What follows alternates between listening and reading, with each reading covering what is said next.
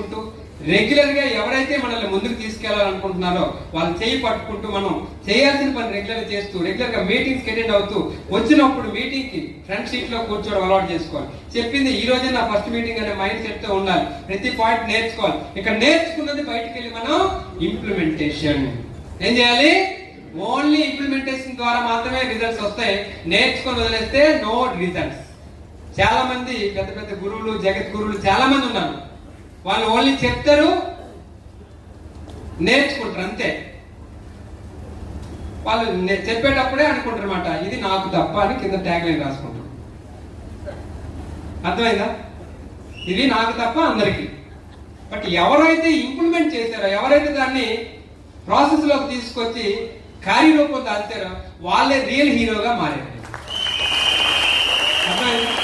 so మన దగ్గర ఎంత నాలెడ్జ్ ఉన్నా ఎంత ఇది ఉన్నా దాన్ని మనం